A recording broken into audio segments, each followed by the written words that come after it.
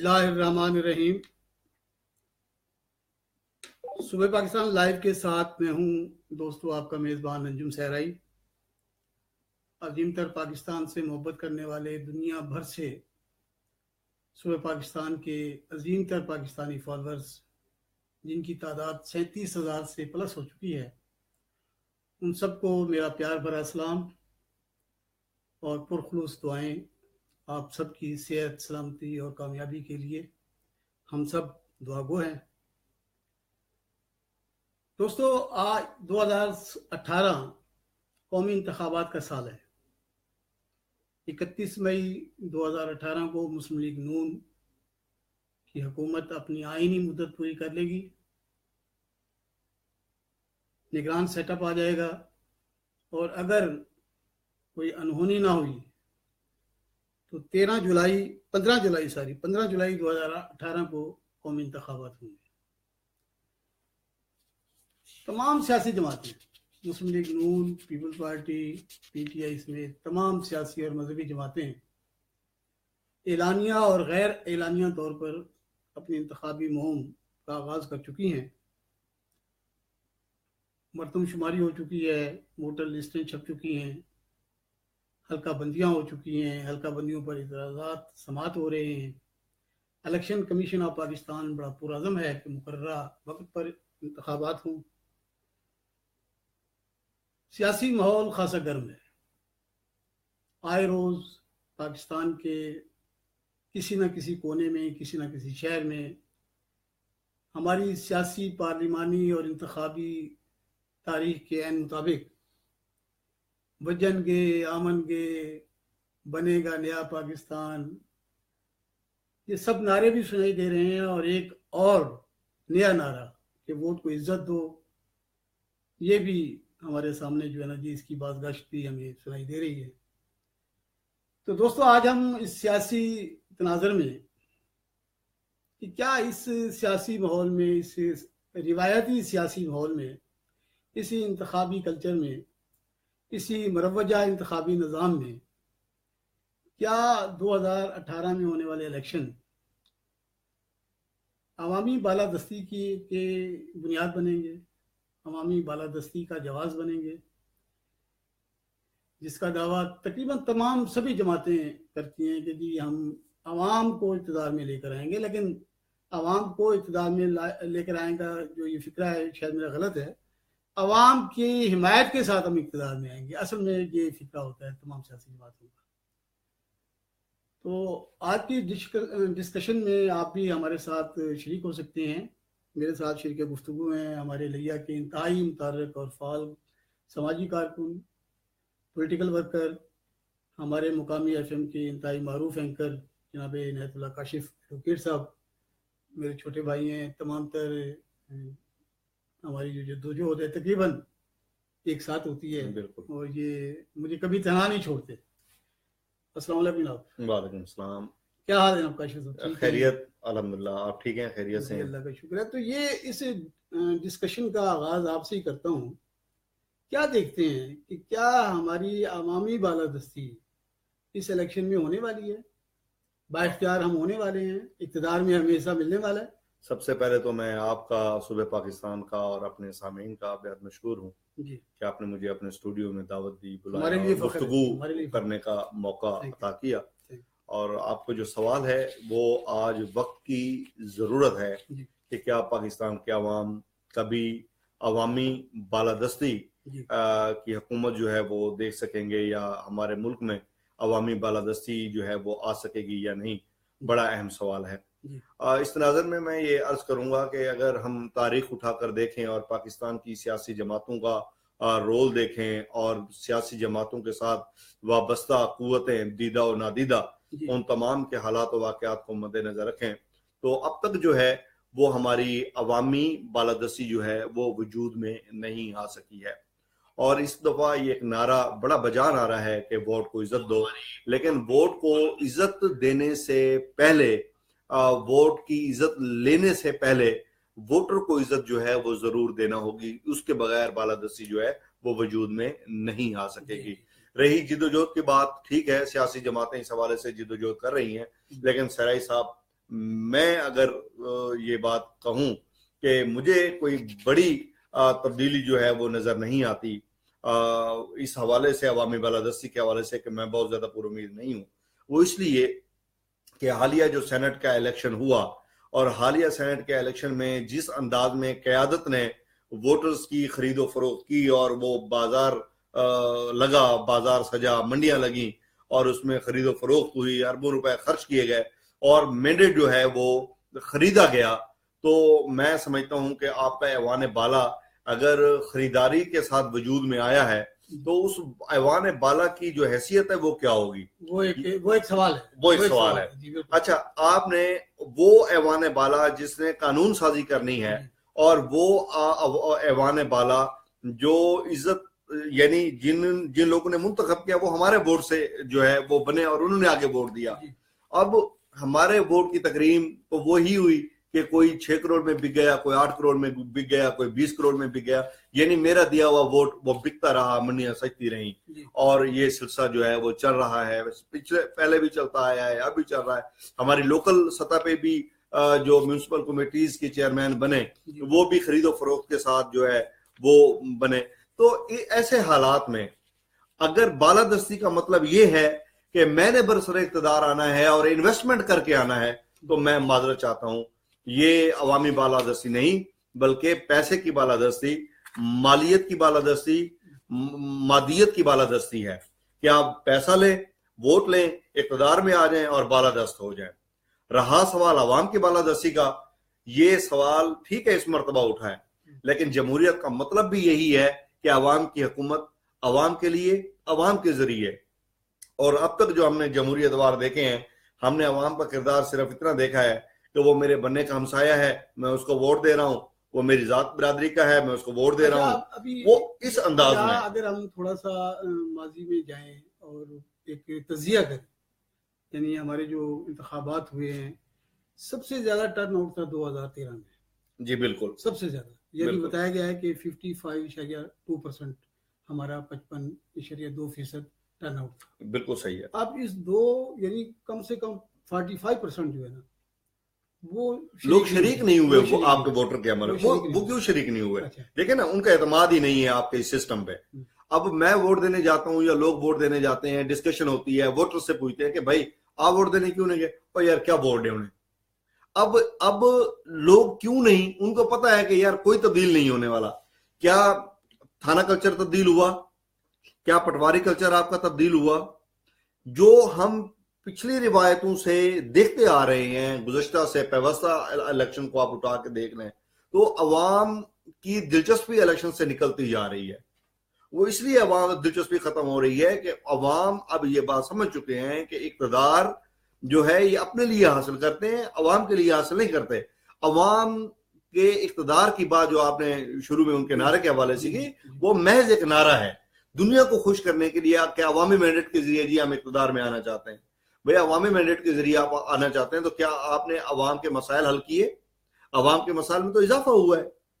کیا آپ نے عوام کے مینڈیٹ کی توہین بند کی؟ نہیں، آپ نے ویسے منڈیاں لگائی ہیں، ویسے آپ نے خرید و فروخت کی ہے.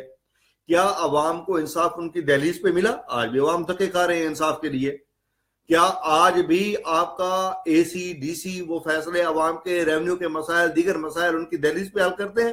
نہیں، سینکڑوں دن ہو گئے ہیں وہ چیزیں ویسی کی ویسی پڑی ہوئی ہیں، کوئی تبدیلی نہیں آئی. اب ایسی صورتحال میں اگر آپ یہ سمجھتے ہیں کہ ہماری عوامی بالادستی سے ہٹ کے میں ایک اور لفظ استعمال کروں گا کہ پاکستان میں آئینی بالادستی کی ضرورت ہے کہ عوام کی بالادستی ہو آئین کے دیے گئے مینڈیٹ کی روشنی میں، تب تو آپ میرے عوام کے لوگوں کے مسائل حل کر سکیں گے. اگر سیاسی قیادت یہ سمجھتی ہے کہ ہماری بالادستی ہو، یعنی عوام کی بالادستی کے نام پر سیاست دانوں کی بالادستی یا سیاسی قیادت کی بالادستی یا پارٹی قیادت کی بالادستی، ون مین شو جسے ہم عام روٹین میں کہتے ہیں یا عام عرف عام میں کہتے ہیں، تو ون مین شو ایک شخص کی بالادستی جو ہے وہ آئین کے بھی خلاف ہے، عوامی مزاج کے بھی خلاف ہے، جمہوریت کے بھی خلاف ہے، اور آج تک جس چیز کا خمیازہ بھگت رہے ہیں وہ یہی ہے. اس میں عوامی بالادستی سے جو میری مراد ہے وہ یہ ہے کہ اقتدار میں شراکت. جی بالکل صحیح ہے. یعنی اقتدار میں ہم کتنے شریک ہیں. عام آدمی اب دیکھیں نا، اگر ہم 1954 سے اگر دیکھیں ہونے والے الیکشن تقریباً 12 یا 13 ہیں. جی بالکل اس صحیح. میں 7 دفعہ مسلم لیگ مختلف ناموں سے آئی ہے، 4-5 دفعہ پیپلز پارٹی ہے. بالکل 5 مرتبہ. اچھا، ان 11-12 جو الیکشن ہوئے ہیں بشمول 2013 کے الیکشن میں، آپ دیکھیں کہ وہی خاندان ہیں، وہی چہرے ہیں، وہی لوگ ہیں بلا شبہ. اب میں یہ کہہ رہا ہوں کہ یہ جو ہمارا ایک گروپ ہے، جو ایک اشرافیہ کا گروپ ہے جو ہم پہ بالادست ہے، خواہ وہ مسلم لیگ کی قیادت میں ہو، پیپلز پارٹی کی قیادت میں ہو، غیر جماعتی الیکشن ہو، جماعتی الیکشن ہو، ضیاء صاحب چہرے مورے وہی ہیں یا ان کے خاندانوں کے کاف ہو، پیپلز پارٹی ہو، یعنی وہ لوگ وہی ہیں. بالکل صحیح ہے. اچھا، ابھی جو لوگ جو نئی سیاسی جماعتیں ہمارے سامنے آئی ہیں تو ہم دیکھ رہے ہیں کہ ان میں بھی وہی لوگ ہیں. بالکل صحیح ہے. تو میں یہ کہہ رہا ہوں کہ وہ تو ایک مخصوص طبقہ ہو گیا نا. اب جو اس طبقے میں شامل نہیں ہیں لوگ، وہ لوگ عوام ہیں. بالکل صحیح ہے. وہ کارکن ہیں. کیا سیاسی جماعتیں باؤنڈ نہیں ہیں آئینی طور پر کہ وہ اپنے کارکنوں کو آگے لائیں؟ سر وہ سیاسی جماعتیں آئینی طور پہ، قانون کے طور پہ، ریپریزنٹیشن ایکٹ کے تحت، پارٹیز، پولیٹیکل پارٹیز ایکٹ کے تحت یہ کارکن ریڑھ کی ہڈی ہیں. عوام بنیادی اکائی ہیں اس الیکشن کے پروسیس کا، جمہوریت کا، بلکہ محور و مرکز ہیں.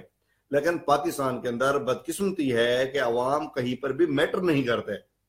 یعنی کوئی بھی سیاسی جماعت، آپ ایون کہ پاکستان تحریک انصاف کو اٹھا کے دیکھ لیں، یعنی ہم چاہتے تھے جہانگیر ترین خاندان سے چھٹکارا، وہ آ گیا.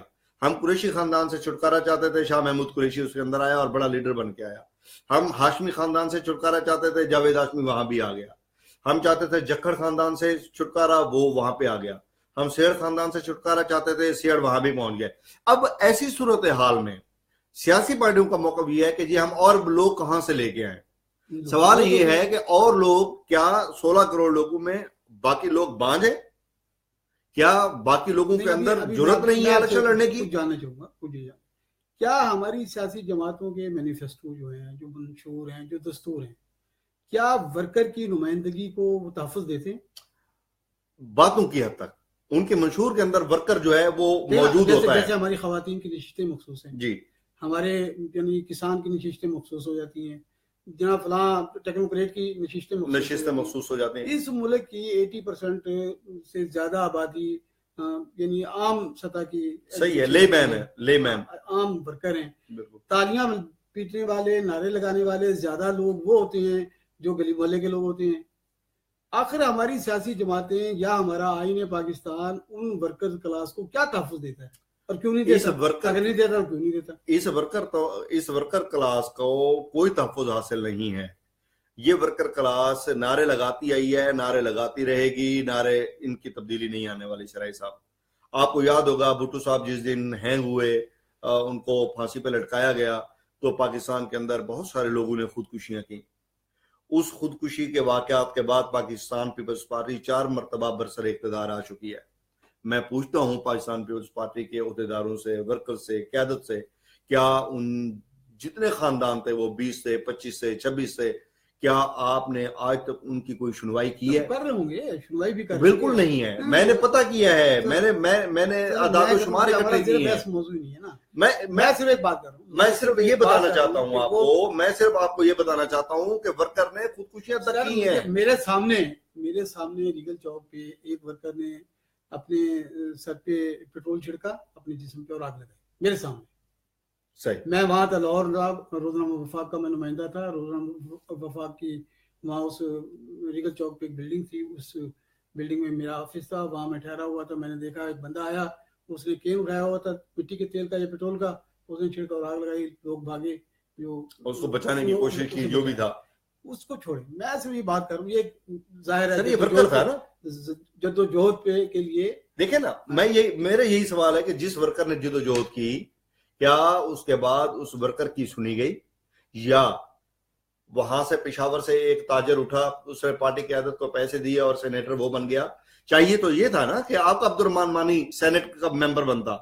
چاہیے تو یہ تھا کہ منہاج برنا جو ہے وہ سینٹ میں بیٹھا ہوتا. چاہیے تو یہ تھا کہ مراج محمد خان کا کوئی بندہ وہاں پر بیٹھا ہوتا. دیکھیں اس میں عوام کہاں سفر؟ عوام سر نہیں ہے. عوام کیوں سفر کر رہی ہے؟ وجہ کیا ہے؟ عوام سفر اس لیے کر رہی ہے، ایک تو عوام کا شعوری سطح جو ہے وہ کمزور ہے. تو ہے عوام میں کہ جو اس کو مجھ سے اچھا لگتا ہے اس کو ووٹ دیتی ہے. سر یہ صرف الیکشن پروسیس کا نام ہے. ووٹ فری ول سے دیا جاتا ہے. ووٹ کی بنیادی اکائی ہے فری ول، کہ فری کنسنٹ. نہ فری ول ہے نہ فری کنسنٹ ہے، پھر ایجوکیشن نہیں ہے.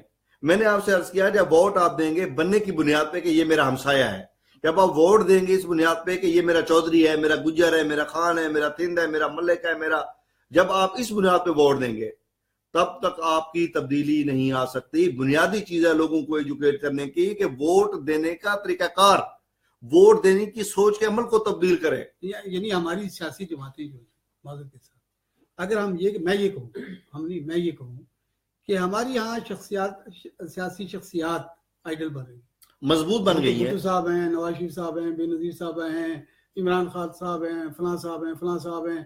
یہ لوگ ہیں جن کے ارد گرد ہم گھوم رہے ہیں.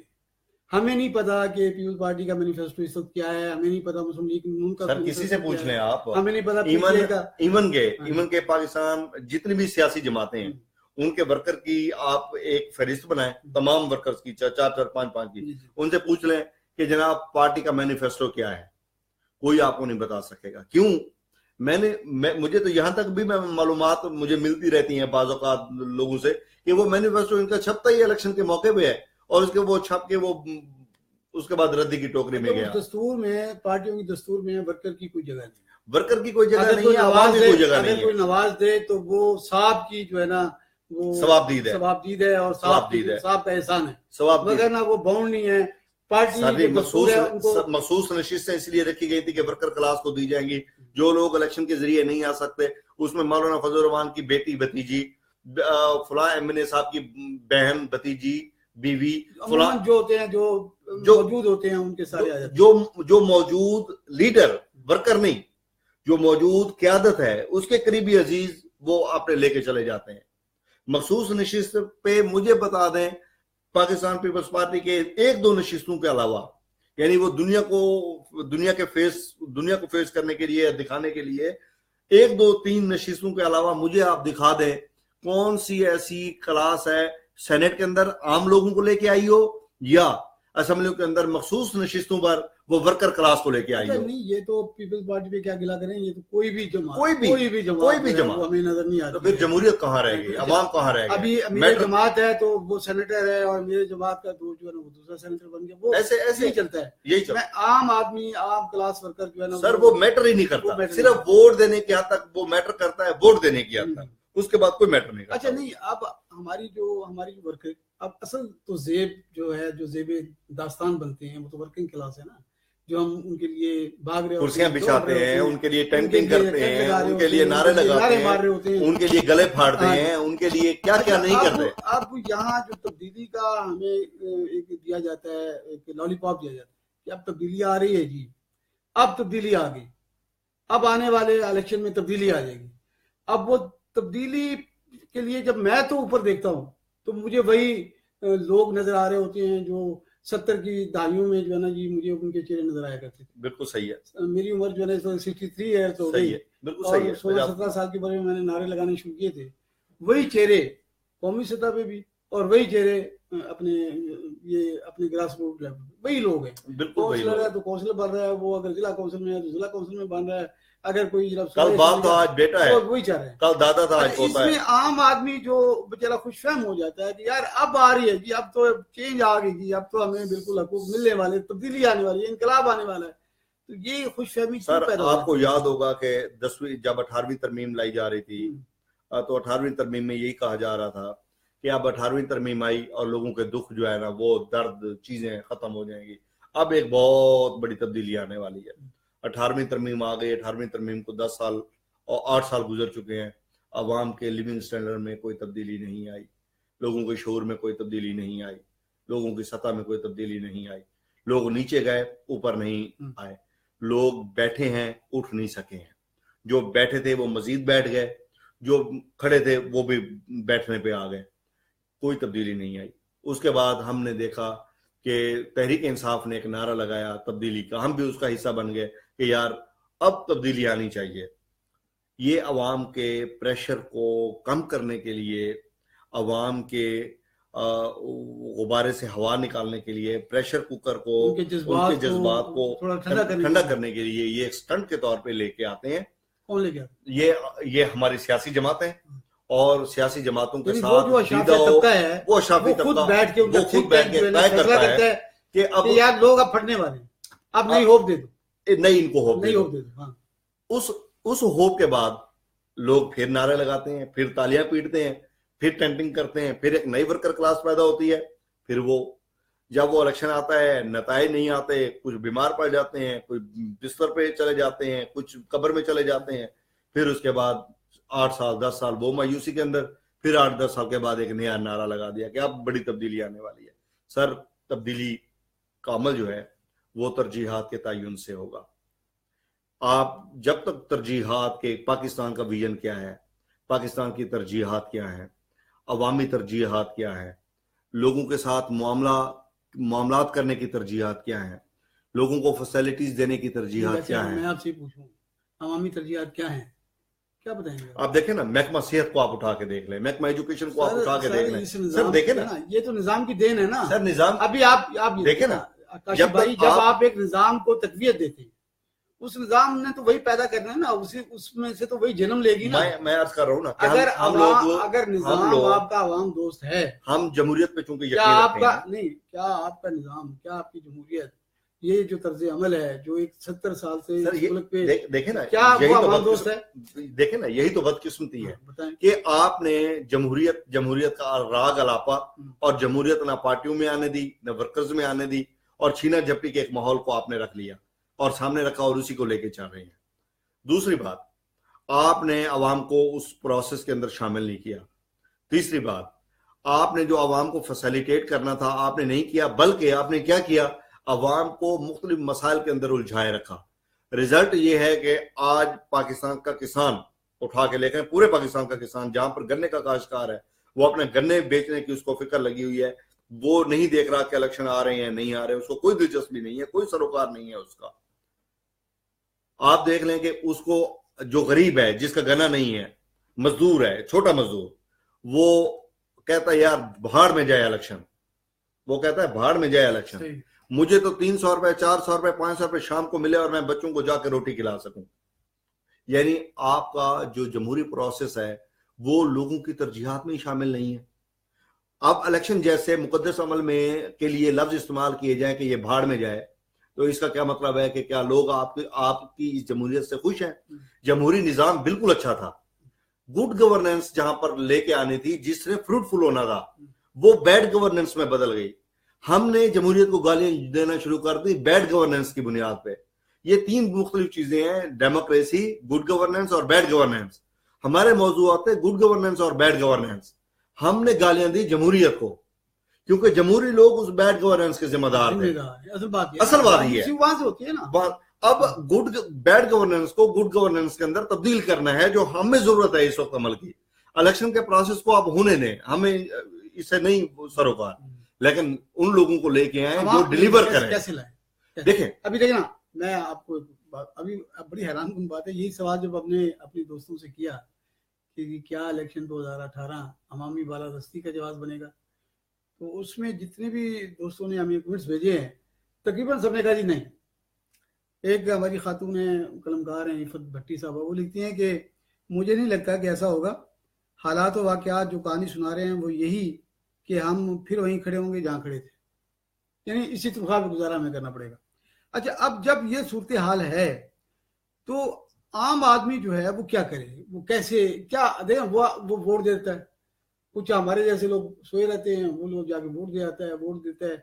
پہلی بات تو یہ ہے کہ شاید ہم سب کو نکلنا چاہیے، نمبر 1. دوسری بات یہ ہے کہ ہمیں جو تمام سیاسی جماعتوں پہ غلبہ ہے ایک سدا بہار لوگوں، مثال کے طور پہ اب ہماری جماعت اسلامی ہے، اس کی ایک سیٹ ہے، یہاں ایک سیٹ ہے، وہ اس سیٹ پہ وہی بندہ آ رہا ہے، وہ نیا پہلے دن سے وہی بندہ کھڑا ہے، نیا نہیں آ سکتا، ہو نہیں سکتا، کوئی نیا ہے نہیں، ان کے بدلہ کینڈیڈیٹ نہیں ہے، اب نہیں ہے. اسی طرح آپ چلے جائیں، یہ ہمارے جو 10 دوست ہیں جو ہمارے بڑے سینئر دوست ہیں، جکڑ صاحب ہیں، میرانی صاحب ہیں، شاہ صاحب ہیں، ہمیں ان سے کوئی وہ نہیں ہے، ذاتی شکوہ نہیں ہے، صحیح بٹ ان کے علاوہ کوئی کینڈیڈیٹ ہی نہیں ہے. اب جو پچھلے الیکشن میں ہمارے 2 کینڈیڈیٹ جو نئے آئے، ایک کینڈیڈیٹ بابر خان صاحب آئے، وہ خود کہتے ہیں کہ اگر بی بی کی شہادت نہ ہوتی تو شاید میرا چانس نہ بنتا. صحیح ہے. چلے گئے. پھر اگلے الیکشن میں جو 2 کینڈیڈیٹ آئے، ایک نیازی صاحب کروڑ سے اور ایک ہمارے چودھری صاحب لیا سے، اس میں آپ دیکھ رہے ہیں اس میں بڑا پیسے کا دخل تھا، اس میں کوئی نظریاتی جدوجہد نہیں تھی، کوئی سیاسی جدوجہد نہیں. صحیح ہے، پولنگ خریدے گئے. ہو سکتا ہے کہ اب انہوں نے سیاسی جدوجہد کی ہو، صحیح ہے، بٹ وہ بالکل نیو کمر تھے. بالکل صحیح ہے. اب صورتحال یہ ہے کہ جو سیاسی کارکن ہیں، جو سیاست کر رہا ہے، جو نظریاتی سیاست کر رہا ہے، جو پی پی کی سیاست کر رہا ہے، جو پی ٹی آئی کی سیاست کر رہا ہے، جو مسلم لیگ نون کی سیاست کر رہا ہے، بٹ اس کے بعد پیسے نہیں ہے، اس کے بعد سرمایہ نہیں ہے، اس کے بعد اپروچ نہیں ہے، اس کے لیے تو کوئی راستہ نہیں ہے. دیکھیں نا، اب آپ نے الیکشن کے پروسیس کو بنا دیا ہے پیسے کا راستہ، پیسے کا ذریعہ، کہ الیکشن وہی لڑ سکے گا جس کے پاس 5-7 کروڑ 10 کروڑ پائپ لائن میں پڑے اور وہ جا کر الیکشن لڑے نا. یہ آپ نے ایک سائیکی بنا دیا الیکشن کی. بھائی الیکشن کا پروسیس یہ تھا کہ لوگوں کے پاس آپ نے موبائل دے دیا، آپ نے لوگوں کو مشینیں دے دیں، آپ نے اس پروسیس کے اندر چلے گئے، لوگوں کو آپ سمپل کینڈیڈیٹ بنائیں، لوگ جائیں اپنے ووٹرز کے پاس جائیں. بناتے ہیں نا وہ، دیکھنا کینڈیڈیٹ میں صرف تفریق ہے، ایک شودر ہے، ایک برہمن ہے، ایک بڑا مقدس یعنی سائیکی بنا دیا ہے نا. ایک ہمارے جیسے طبقے ہیں. مقدس وہ ہے جو غریب آدمی ہے، جس کے پاس پیسہ نہیں ہے، مقدس وہ ہے، وہ شودر ہے. پاکستان کے نظام کے اندر اس کو شودر بنا دیا گیا ہے. نظام میں آپ کا کوئی ورک، اب دیکھنا میں جب یہاں دیکھتا ہوں، لیا میں دیکھتا ہوں اپنی ورکر کلاس کو، جاوید کجیال صاحب ہیں، ہمارے ہاشم سعود صاحب ہیں، بڑی جدوجہد کر رہے ہیں، دوست ہیں، بڑی جدوجہد کر رہے ہیں. صحیح ہے. بٹ سر مجھے نہیں کنفرم کہ ہماری سیاسی جماعتیں اس کلاس میں کبھی وہ سیاسی جماعتوں نہ کروڑ 2 کروڑ 4 کروڑ ہوں گے اور نہ وہ آگے بڑھ سکیں گے. اگر بات بری نہ لگے میرے سامعین کو، سیاسی جماعتوں کے مجھے گالیاں نہ پڑیں، تو میں یہ عرض کر دوں کہ آپ کو پتہ ہے یہاں پر ٹکٹ لینے کے لیے بھی انویسٹمنٹ کرنی پڑتی ہے. پاکستان کی سیاسی جماعتوں سے ٹکٹ لینے کے لیے بھی سیاسی قیادت پر انویسٹمنٹ کرنی پڑتی ہے. اچھا، یہ محمد عمر شاکر صاحب نے کہا جی نہیں، میاں سلمان صاحب کہہ رہے ہیں جی نہیں. اچھا، محمد علی صاحب کہہ رہے ہیں جی 2018 کا الیکشن اگر کسی مداخلت کے علاوہ ہوا تو پاکستان مسلم لیگ جیت جائے گی. اور محمد علی صاحب ہیں ہمارے جو سعودی عربیہ میں وہ ہیں، اور وہ ہمارے ہمیں اور مشتاق کلاسرہ صاحب بھی ہمارے پروگرام کو جناب وہ دیکھ رہے ہیں. اچھا، تو اب اس کا حل کیا ہے کہ ورکنگ کلاس کو کیسے اس کا حق دلایا جائے؟ یہ ایک سوال ہے. جب تک ورکر خود ورکر کو اپنا پتہ نہیں ہوگا کہ میں ورکر ہوں، اور جب تک ووٹر کو یہ پتہ نہیں ہوگا کہ میں ووٹر ہوں اور میں پرچی سے تبدیلی لا سکتا ہوں، اور وہ ورکر اس بات پر یقین نہیں کر لیتا کہ میری پرچی تبدیلی کا سبب ہوگی، تب تک، اور اس یقین تک پہنچنے کے لیے آپ کو بڑے کٹھن مراحل سے گزرنا پڑے گا. یہ یقین کے منزل آسان منزل نہیں ہے. کہہ دینا آسان ہے کہ ووٹر کو آپ کہہ دیں کہ جی آپ کی پرچی جو ہے وہ تبدیلی کا سبب بنے گی، ایسی بات نہیں ہے. اس کو اس بات کا پتہ ہو کہ میں نے جس شخص کو ووٹ دیا ہے وہ میرے ووٹ کے تقدس کو فروخت نہیں کرے گا. سر دیکھیں نا، میں تو ووٹر جو پولیٹیکل کارکن ہیں، جو سیاسی جماعتوں کے کارکن ہیں، ان کے حقوق کی بات کر رہا ہوں. سر میں یہی عرض کر رہا ہوں کہ وہ بنیادی عقائی تو سیاسی جماعتیں تو دینے کی نہیں ہے. بنیادی عقائی تو کارکنی ہے نا سر. بنیادی عقائی عوام ہے، بنیادی عقائی کارکن ہے. کارکن ہے 1%، عوام ہے 99%. تبدیلی عوام کے ووٹوں سے آنی ہے، اور ووٹوں کی تبدیلی بنیادی تبدیلی ہے. جب تک ووٹر پڑھا لکھا نہیں ہوگا، جب تک ووٹر سمجھدار نہیں ہوگا، جب تک ووٹر کو اپنی پرچی کی تبدیلی پر یقین نہیں ہوگا، تبدیلی نہیں آئے گی. سر اس کو یقین کے مرحلے پر پہنچنے کے لیے آپ کو ایجوکیٹ کرنا پڑے گا، اس کو سہنا پڑے گا، اس کو کٹھن مراحل سے گزرنا پڑے گا. اور کٹھن مرحلہ یہ ہے کہ آپ سیاسی جدوجہد حقیقی معنوں میں لے کر آئیں. آئین کی بالادستی کی جنگ یہاں پر ہو، یہاں پر سیاستدان اپنے آپ کو بالادست سمجھتے ہوں، جہاں پر آئین کی بالادستی تو ہے کہ آئین آپ کا نہیں کہتا، سر آپ کسی سیاسی جماعت کو مجبور نہیں کرتا کہ وہ کس کو بنائے اور کس کو نہ بنائے. ایک قانون آیا تھا عوام کی بالادستی کے لیے فلور کراسنگ کا، اچھا، کہ کوئی ایم این اے، کوئی ایم پی اے اپنا ووٹ فروخت نہیں کر سکتا تھا، پارٹی تبدیل کر کے دوسری پارٹی میں نہیں، اس کو ختم کر دیا تھا. وہ قانون پرویز مشرف لے کے آیا تھا، لیکن جب 18ویں ترمیم آئی، ہماری بدقسمتی ہے کہ اس پارٹی کے فلور کراسنگ کا جو قانون تھا اس کو ہم نے چھٹی مل گئی اور اس کو نکال دیا.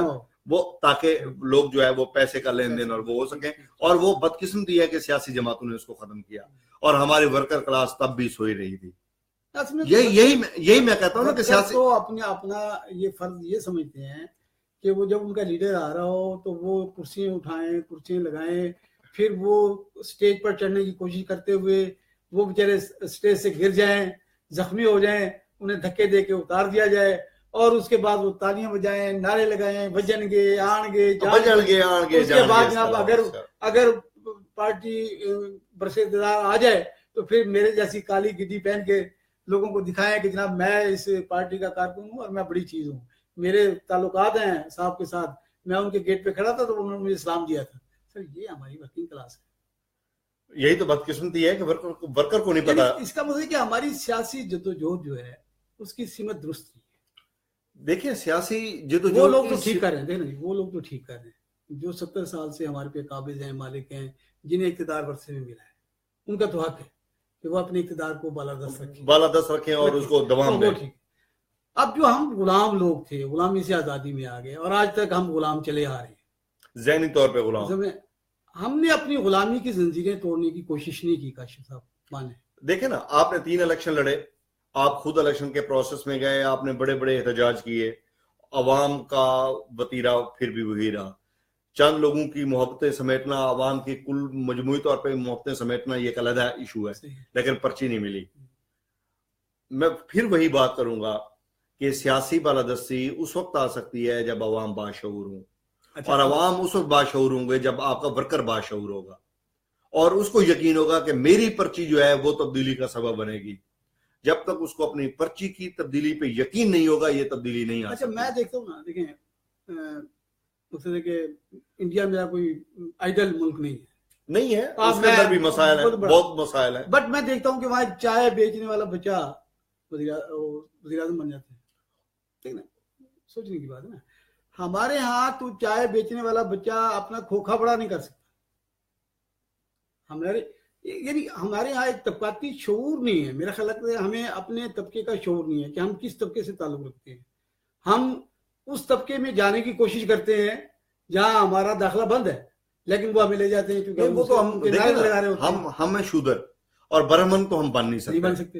اور یہ سوچ راسخ ہو چکی ہے. ہم اکٹھے نہیں اور سارے شودر اگر اکٹھے ہو جائیں تو سارے برہمن کو زمین جڑ سے اکھاڑ دیا جائے. بات تو وہی ہے کہ جب ہمارا عام سیاسی کارکن اپنے حق کے لیے پولیٹیکل ورکر وہ انہی کا محافظ بن جاتا ہے, وہ ہمارا سیاسی کارکن بھی انہی کا محافظ بن جاتا ہے, انہی کے لیے کام کرتا ہے, انہی کے لیے نعرے بلند کرتا ہے, انہی کے لیے کرسیاں بچھاتا ہے. وہ یہ نہیں سوچتا کہ یہ جو ورکر ہے یہ میری ورکر کلاس یہ ہے. اگر وہ اپنے ورکر کے ساتھ کھڑا ہو جائے تو پھر تبدیلی تو معمولی سی بات ہے. میں کاشف بڑا یعنی وقت گزرا ہے, تقریریں بھی کیا کرتے تھے, آرٹیکل بھی بہت سے لکھے, پیدل بھی آپ کو بالکل میں نے پیدل بات کیا, پہاڑ سے لے کے اور بالکل یہاں تک. تو مجھے ایک دوست ملے, بڑے ہمارے قابل قدر دوست ہیں, وہ ہمارے پولیٹیکل ورکر کے وہ کارکن یعنی ایک خاندان کے وہ بڑے خاندان کے بڑے. کہا کہ بڑے بھائی آپ بڑے اچھے ہیں, یہ ورکر آپ یہ جو پیدل مارچ کر رہے ہیں نا یہ ہماری بے عزتی ہے. آپ ایم پی اے کینڈیڈیٹ ہیں, ہم آپ کو دیتے ہیں, ہم آپ کو اپنے گاڑی دے دیتے ہیں, ہم آپ کو گاڑی دیتے ہیں, آپ ہمارے خلاف بولیں اور آپ جو نا جی. میں نے کہا یار بات یہ ہے, میں نے تو میرا جو قوم ہے نا, میری قوم ہے میراثی, میری قوم ہے موچی, میری قوم ہے نائی, میری قوم ہے دھوبی, میرے جو کمی لوگ ہیں نا, زیر دست یہ جو کمی لوگ ہیں یہ میری قوم ہے. اب میں ان کمی قوم والے اپنے بھائیوں کو جگا رہا ہوں. اب میں اگر گاڑی میں بیٹھ جاؤں گا اسے انہیں کیسے احساس ہوگا؟ گاڑی تو آپ کے پاس بھی ہے, ڈالے آپ کے پاس بھی ہیں, میں تو بھائی پیدل چلوں, میں پیدل چلا. بیسک بات یہ ہے کہ میرا خیال ہے ہمارے تمام وہ دانشور لوگ, وہ جو تھنک ٹینک ہیں, جو اس ملک کی قسمت تبدیل کرنا چاہ رہے ہیں, جو اس ملک میں عوام کو حصے دار بنانا چاہ رہے ہیں, ان کو اس سطح پہ آ کے سوچنا پڑے گا کہ یہاں 2 طبقے ہیں, 2 مختلف اپروچ ہیں. ایک اشرافیہ ہے جو 70 سال سے ہمیں رگڑ رہا ہے, ہمیں پیس رہا ہے, اور ایک عام آدمی ہے جس میں مجتبیٰ ہے, کاشف ہے, انجم سرائی ہے, اسلم کلاسرا ہے, اس طرح کے لوگ ہیں. اب یہ جو نعرے مارنے والے جو لوگ ہیں ان کو بھی حصہ دو بھائی. شاید ہمیں اتنا وہ نہیں سوچیں زور گے، لگانا چاہیے. وہ نہیں سوچیں گے، وہ اس لیے بھی نہیں سوچیں گے، ایک تو انہوں نے یہ ساری جدوجہد اپنے لیے کرنی ہے، میرے لیے، آپ کے لیے، عوام کے لیے نہیں کرنی انہوں نے. نہیں ایک بات لیکن بنیاد پھر وہی بات سرائی صاحب، جب تک مجھے اس بات کا احساس نہیں ہے کہ میں بھی سینٹ میں جا سکتا ہوں، میں بھی ممبر قومی اسمبلی بن سکتا ہوں، میں بھی ممبر پنجاب اسمبلی بن سکتا ہوں، میں بھی کسی اچھی جگہ پہ جا کر لوگوں کو سرو کر سکتا ہوں، مجھے اپنی ذات پہ اگر یقین نہیں ہے اور مجھے یہ بھی یقین ہو کہ انجم سرائی صاحب میرے ساتھ نہیں کھڑے ہوں گے، جب میں اس سفر پہ چلوں گا میں اکیلا ہوں گا، میرا بھائی بھی میرے ساتھ نہیں ہوگا، میرا والد بھی میرے ساتھ نہیں ہوگا، میری والدہ بھی میرے ساتھ نہیں ہوگی، تو اگر میں اس انداز میں چل رہا ہوں تو سرائی صاحب پھر میرے خیال میں یہ ناممکن ہوگا. یہ چین جب تک نہیں بنے گی، آپ میرے ساتھ کھڑے ہوں، میرا والد میرے ساتھ کھڑا ہو، میرے بھائی میرے ساتھ کھڑے ہوں، میری بہنیں میرے ساتھ کھڑے ہوں، پھر یہ پوری ایک سوسائٹی کے اندر ایک چین بنے، ہم ایک طبقہ بن کے سامنے آئے، ایک طبقہ بن کر سامنے آئے. اچھا ایک طبقہ بن کر تجربہ ہوا تھا، ایک تجربہ ہوا وہ، لیکن وہ تجربہ کرنے والے نے پھر اس کو احساس دلایا گیا کہ تم نے غلط کیا بھائی، یہ تو لوگ آ کے بڑا تنگ کر رہے ہیں. وہ تھا مرحوم ذوالفقار علی بھٹو کا پہلا دور، صحیح ہے، جس پہ لوگوں کو اکٹھا کیا گیا روٹی کپڑا مکان کے نام پہ. لوگوں نے کہا یار ایک ہماری بیسک ضرورت کی بات کی گئی ہے، یہ تو بندہ بڑا ہمارا ہمدرد اور بے خواہ ہے. سب لوگ ان کے پیچھے چل پڑے، اور پھر یہ ہوا کہ بھٹو صاحب نے جس کو بھی ٹکٹ دیا وہ کامیاب ہو گئے، کو دیا، ماننے کی بات، مختار رانا کو دیا، مار منظور صاحب کا نام کوئی نہیں جانتا تھا، لیکن لوگوں نے ایک پیر کے مقابلے میں اسے جتا دیا. اب پھر اس کے بعد اسے دوبارہ احساس دلایا گیا کہ جناب یہ کہاں سے اکٹھے کر لیا آپ نے اس کو، پھر وہ چھٹی کرائی لوگوں کی ہوئی اور انہی لوگوں کو نکالا گیا. یعنی ایمانے کی جو وہ گردشیں تھیں نا، وہ اپنی جو راہداریاں تھیں، ان سے ان کو پکڑ کے جوتیاں مار کے نکالا گیا، اور پھر یہاں تک کہ ان کو قید بھی کیا گیا اور ان پر تشدد بھی کروایا گیا. ابھی جو ہمارے ہاں جو سیاسی نظام ہے، اس سیاسی نظام میں تو ان اشرافیہ جو ہمارے جو خاندان ہیں جو 70 سے پہلے کی تاریخ رکھتے ہیں، ان کا باپ ذمہ دار، ان کا جناب چچا فلاں اور اس کا فلاں، وہ سردار، وہ پیر، وہ خان، وہ سارے خاندانی لوگ جو ہیں وہ آپ کے لیے یوں بن گیا ہے کہ آپ کو انہوں نے مٹھی میں پکڑ لیا ہے، پوری عوام ان کی مٹھی میں ہے، آپ بات ہی نہیں کر سکتے ہیں، آپ کہہ نہیں سکتے. اگر سیاسی جماعتیں اپنے کارکنوں کو ٹکٹ دیں، چلیں یار آپ کے اگر 300 کا ہاؤس ہے، آپ 300 ٹکٹیں دے رہے ہیں، آپ اس میں سے 10 کارکنوں کو دے دیں، 20 کو دے دیں، 15 کو دے دیں، اپنے کارکنوں کو دیں نا. بٹ کوئی رسک لینے کے لیے تیار نہیں ہے. آپ کے یقیناً علم میں ہوگا کہ بے نظیر بھٹو صاحبہ کے دور میں پاکستان پیپلز پارٹی کے اندر جو کامریڈ گروپ ہے، انہوں نے کہا بی وہ ٹوبا ٹیک سنگھ میں فلاں جو ہمارا ورکر ہے اس کو آپ ٹکٹ دے دیں. تو بی بی نے کہا ہاں بڑی اچھی بات ہے، بڑے اچھے نوجوان ہیں، بڑے اچھے بزرگ ہیں، بڑے اچھے ان کا آئیڈیالوجی ہے، فکر ہے، لیکن آپ کو یاد ہے میں نے پیچھا ٹکٹ ان کو دیا تھا اور ہم نے سیٹ لوز کر لی تھی، میں اس دفعہ سیٹ نہیں کھونا چاہتی. اپروچ یہ ہے کہ اقتدار کی راہداریوں کے ذریعے اقتدار تک کیسے پہنچا جائے. جب آپ کا مطمع نظر یہ ہو کہ ایوان اقتدار میں کیسے داخل ہوا جائے تو پھر ورکر کلاس مائنس ہو جاتی ہے اس سوچ کے ساتھ. میں یہ کہہ رہا ہوں کہ ہماری سیاسی جماعتیں ورکر کلاس کو کے ساتھ جائیں، ورکر کلاس ان کے ساتھ جائے. وہ کہہ سکے دیکھیں ابھی زرداری صاحب کی ہم بڑی تعریف کریں، پچھلے پروگرام میں نے کہا کہ انہوں نے ایک دلت خاندان کی خاتون کو انہوں نے سینٹر بنا دیا. اچھی بات ہے، بڑا ہمیں اچھا لگا. اچھی بات ہے. تو یہ کیوں نہیں یہ گراس روٹ لیول پر آ کر سیاسی جماعتیں اپنا کردار ادا کرتی، اپنے کارکنوں کو حوصلہ دیتی ہیں، اور کارکن کیوں نہیں ڈیمانڈ کرتے؟ کوشچن یہ ہے کارکن کیوں باہر کھڑے ہوتے ہیں کہ جی میں تو فلاں سردار نہ لایا، میں فلاں خان نہ لایا، میں فلاں ملک نہ لایا. بھائی وہ خود کیوں نہیں جاتے اور ملک اور خان ان کے ساتھ ہو؟ سر کارکن کا بھی تو پرابلم ہے نا، وہ چھوٹے چھوٹے مفادات کے لیے کہ وہ تھانے دار کے پاس چلے گئے، کسی کی بھیڑ کھلوا دی، کسی کی بکری جو ہے اس کا پرچہ درج کروا دیا، کسی کا، یہ چھوٹے چھوٹے مفادات کے گرد گھومتے ہیں. بڑا اقتدار آپ کی ورکر کلاس کی اپروچ میں ہی نہیں ہے سر. اچھا کارکن کا ایک مسئلہ ہے چھوٹے چھوٹے مفادات.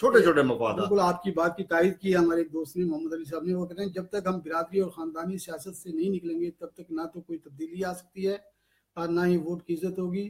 ہمارا لیا ابھی تک موروثی اور وراثتی سیاست کی قید میں ہے. پورا پاکستان ہے، صحیح، پورا پاکستان ہے. محمد علی صاحب ایک لیا نہیں ہے، پورا پاکستان ہے. کوئی سیٹ اٹھا کر دیکھ لیں وہاں پر، یعنی آپ جمشید دستی آیا ایک بندہ آپ کے پاس آیا جمشید دستی, اس نے مظفر گڑھ کی ماروسی سیاست میں ایک جو ہے وہ بھونچال پیدا کیا. اب اگر جمشید دستی کا اپنا پروفائل اٹھا کر دیکھ لیں تو اس کی اپنی جو برادری کا ووٹ ہے وہ 20 25 30 40 50 ہزار اس کی اپنی برادری کا ووٹ ہے, 50 ہزار 1 لاکھ کے لگ بھگ اس کی اپنی برادری ہے, وہ اس کے پیچھے کھڑی ہو گئی. اگر یہ لوگ اس کے پیچھے نہ ہوتے تو کیا یہ شخص عام آدمی جو ہے وہ بن سکتا تھا؟ سوال ہی پیدا نہیں ہوتا. دستی گروپ ہے نا کہ وہ کھر گروپ بالکل وہ کھر دستی اس کے اندر جو ہے وہ امجد حمید خان دستی ہوا. لیکن ایک بات ہے, میں جمشید دستی کا ذکر چل پڑا ہے تو ایک بات کہوں گا کہ وہ کم از کم غریب آدمی کی بات ضرور کرتا ہے. غریب آدمی نا, خود غریب آدمی اور غریب آدمی کی بات کرتا ہے. میں غریب آدمی کی بات کروں گا تو میرے ساتھ اور لوگ چلیں گے, اور لوگ اعتماد کروں گا, اچھی بات ہے, اچھی بات ہے. لیکن آپ یہ دیکھیں آپ کے اگر ہماری اسمبلی میں 1-2 اس قسم کے ہمارے لوگ ہیں جو جن کو ہم کہہ سکتے ہیں کہ یار یہ ہمارے طبقے کے لوگ ہیں, بالکل صحیح, ان کا آپ دیکھیں کہ وہ لوگ بھی مایوسی کی طرف جا رہے ہیں. وہ اس لیے رویہ ہے دیکھیں نا ریاست کا, ریاستی اداروں کا, جس انداز میں آپ نے لوگوں کی مجبور ہو کے میرا شیخ رشید بھی پھر وہ بڑے سے سٹیج پہ چڑھ کے نعرے مار رہا ہے. حالانکہ شیخ رشید جو ہے نا وہ تو میرے طبقے کا بندہ ہے. بالکل, وہ کسی نہ کسی کو بنانے میں لگا ہوا ہوتا ہے, کسی کو اجاڑنے میں لگا ہوا ہوتا ہے. بالکل یہی صورت ہے. ہمارے کارکن جو ہے وہ اپنے آپ پہ بھی ٹرسٹ نہیں کرتے کہ ہم لوگ بھی ہیں اور ہمیں اپنی بات کرنا ہے. ہماری طاقت ہے, ہم طاقت ہے, ہمارے اندر جڑاتا ہے, ہم کچھ کر سکتے ہیں اور کر گزریں گے.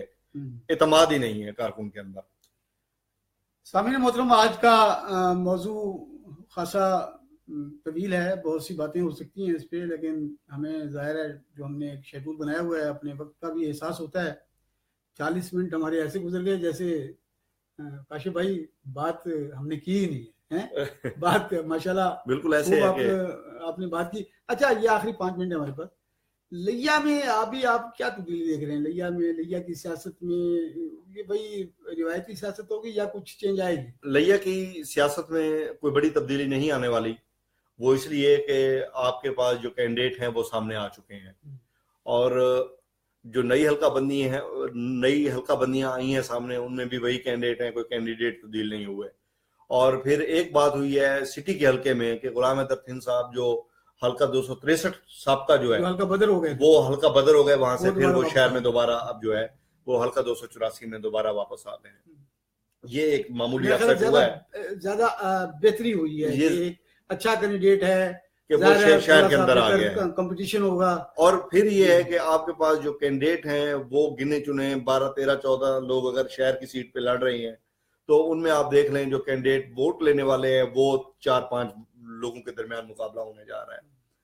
اور اسی طرح جو آپ کے ایم این ایز ہیں, سید ثقلین شاہ وہ بھی کیمپین میں ہے, اور ملک نیاز صاحب بھی کیمپین میں ہے.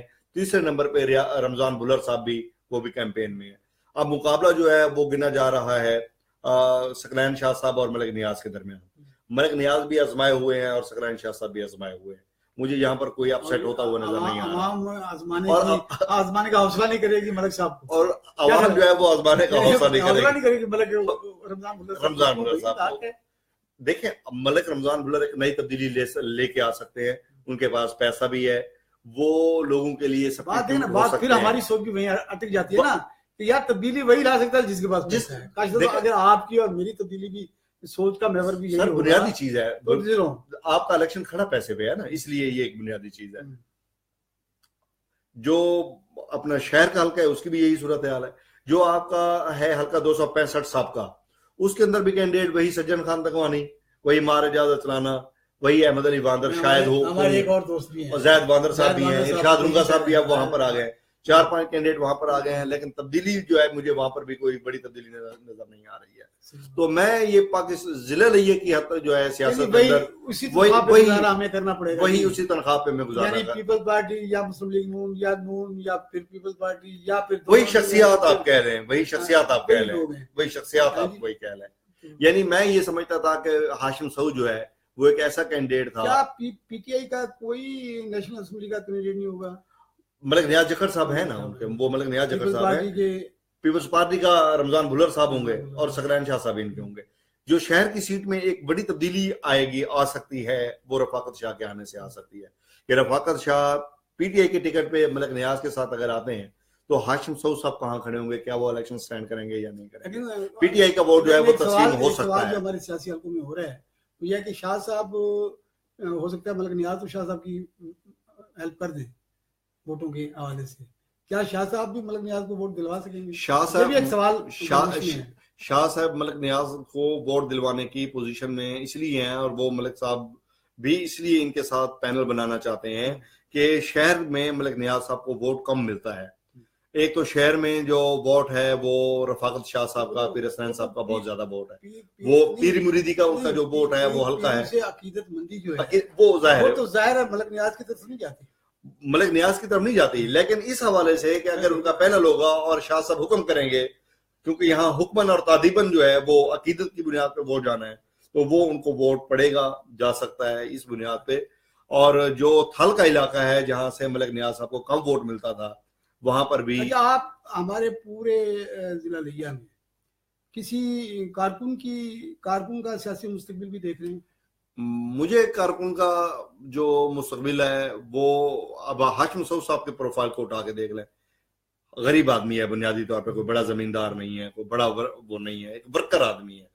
پچھلے 15 سال سے پی ٹی آئی کو اس نے ضلع لیا میں زندہ رکھا ہوا ہے. میں 2013 میں جب میں اور امام رضا الیکشن کروا رہے تھے, اپنا اس کا پی ٹی آئی کا اندرونی انٹرا پارٹی الیکشن کروا رہے تھے, تو بھی ہم جو ہے وہ ہاشم مسعود صاحب کی آفس میں ان کا پورا سیٹ اپ واچ کر رہے تھے, دیکھ رہے تھے. اب 13 کے بعد 18 5 سال ان کے پیچھے 13-14 سال سے وہ میدان عمل میں ہیں, اور آپ دیکھ لیں کہ ہاشم مسعود صاحب کی بھی گنجائش کہاں ہے. وہی بات. تو ابھی ہمیں سوچنا یہ ہے کہ ہماری سیاسی جماعتوں میں ورکنگ کلاس کی کوئی مستقبل ہمیں نظر نہیں ہے. میں تو کم از کم نہیں دیکھتا. سامعین محترم, ہمیں اپنی, جیسے ہمارے ایک دوست نے محمد علی صاحب نے کہا کہ سوچ کو تبدیل کرنے کی ضرورت ہے. دیکھیں, ہم لوگ عوام جو ہے ایک بڑا طبقہ ہے, بڑی اکائی ہے, بنیادی اکائی. عام آدمی جو ہے ایک بہت بڑا حصہ ہے اقتدار کو لانے میں. عام آدمی کا, ابھی کل ایک صاحب آئے ہوئے تھے, وہ الیکشن لڑتے ہیں, تو انہوں نے کہا ہمارے تو 60 ووٹ ہیں, لوگ ہمیں ووٹ دیتے ہیں اور بڑا ووٹ لے جاتے ہیں. اب جس کے 6000 ووٹ ہوتے ہیں, جس کے 60,000 ووٹ ہوتے ہیں, اس کو 500 ووٹ ملتے ہیں, اور جس کے 60 ووٹ ہوتے ہیں اس کو 60,000 ووٹ ملتے ہیں. ہمیں یہ سوچنے کی ضرورت ہے کہ آخر ہمارا جو ہماری منزل ہے وہ ہے کیا ایک ہی طرح کی سیاست, ایک ہی طرح کی. اور ابھی الیکشن کے دن شروع ہوئے ہیں, آپ کے پاس لوگ آ جائیں گے, جناب میں نے سڑک بنوائی تھی, میں نے آپ کا بچہ ملازمت کرایا تھا, ہم نے یہ بند بنا دیا. بھائی یار آپ نے کون سا احسان کر دیا؟ پوچھیے گا ان سے کہ یار آپ نے کون سا احسان تو ہمارا ہے, ہم نے آپ کو ایم پی اے بنوایا, آپ کو ایم این اے بنوایا. سر میں آپ کی بات کاٹ رہا ہوں, صرف ایڈ کرنا چاہتا ہوں 2 جملے. لئے کی پالیٹکس میں بات یہاں تک آئی ہے کہ یہاں پر واش روم بنائے گئے 3 یا 4 عدد, تو ان پر تختی لگائی گئی کہ اس کا افتتاح کیا گیا. یہاں پر ٹرانسفارمر مرمت کیے گئے تو ان کے بینر لگے یہاں پر, اور مبارکبادیں دی گئی اہلیان محلہ کی طرف سے کہ بڑا احسان ہے ثقلین شاہ صاحب کا کہ انہوں نے ہمارا ٹرانسفارمر, یا فلاں صاحب کا. اچھا, اگر کسی پرائیویٹ شخص نے کیا تو اس کا تو کرنا چاہیے کہ ٹھیک ہے, اس نے اپنی جیب سے 15,000 20,000 لگا کے آپ کا ٹرانسفارمر چینج کروا دیا, ٹھیک کروا دیا, مجھے سمجھ آتی ہے. اگر ریاستی ادارے, کوئی وابڈا کا منسٹر, وابڈا کا کوئی ایم این اے, کوئی وفاق کا بندہ اگر وہاں پر ٹرانسفارمر کی مرمت کر کے اس کو وہاں پہ دوبارہ نصب کرواتا ہے, تو اس کو کوئی حق حاصل نہیں ہے کہ وہ وہاں پر اپنے بینر لگائے. شرم کی بات ہے. آپ کی بات کو آگے بڑھا رہا ہوں. اگر آپ گورنمنٹ گرلز ہائی اسکول کے گیٹ پہ چلے جائیں تو وہاں ایک بڑی افتتاحی پٹی لگی ہوئی ہے, اس پہ ایم پی اے اور ایم این اے کے نام لکھے ہوئے ہیں, جن میں لکھا گیا کہ 2 بیت الخلاء کی جات ہمیں جو ہے نا وہ تعمیر کرائی ہے. یہ تو میں اس لیے کہہ رہا ہوں کہ اگر ہماری عوام یہ سوچ لے کہ یار یہ تو دس از مائی رائٹ, یہ ہمارا حق ہے, ریاست کا فرض ہے کہ ہمیں وہ صحت بھی دے, ہمیں انصاف بھی دے, ہمیں جناب سڑکیں بھی دے, ہمیں تحفظ بھی دے. اس کے بعد اگر کوئی بندہ آگے کہتا ہے جی میں نے آپ پر احسان کیا, میں نے آپ کے علاقے کی ترقی کی, بھائی علاقے کی ترقی کی ہے تو ہم آپ کو ویلکم کر رہے ہیں, اگر نہ کی ہوتی تو آپ تو ہمارے یہاں آنے کے جو نا قابل نہ ہوتے. اور یہاں 2 واقعات ایسے ہوئے ہیں, مجھے پتہ لگا ہے کہ ہمارے ایک سیاستدان گئے ایک جنازے پہ, تو انہوں نے کہا جائیں آپ, ہم تو آپ کے پاس آئے تھے, ہمارا جو بچہ بیمار تھا, آپ نے تو ہمیں لفٹ ہی نہیں کری تھی, اب مر گیا تو آپ کیا کر رہے ہیں, جائیں آپ. تو میں کہتا ہوں لوگوں کو اپنے یہ اپروچ بنانی پڑے گی, یہ اپروچ بنانی پڑے گی, اور اپنے رائٹس کا احساس کرتے ہوئے اپنے آپ پہ فخر کرنا چاہیے. یار لوگ پیسوں کی وجہ سے لوگ نظر آتے ہیں, اور آپ اپنے ووٹ کی طاقت کی وجہ سے آپ نظر آتے ہیں. آپ اپنے ووٹ کو استعمال کر کے لوگوں کو طاقتور بناتے ہیں. تو میں اسی میسج کے ساتھ اور کاشف صاحب کہ یار اپنے آپ کو پہچانو, اپنے آپ کو عزت دو, اپنے ووٹ کو عزت دو, اپنے ووٹ کو. یہ نہیں ہے کہ آپ کے ووٹ کو کوئی دوسرا عزت دے. ہم اپنے آپ کو عزت دیں گے, اپنے ووٹ کو عزت دیں گے, تو پھر ہمارے مسائل بھی ہوں گے, حل ہوں گے, اور ہماری منزل بھی بہت زیادہ قریب ہوگی. ایک روشن پاکستان ہمارا منتظر ہوگا. آپ کے فیڈ بیک کا انتظار رہے گا. خوش رہیں, خوشیاں بانٹتے رہیں. اللہ نے کے بعد.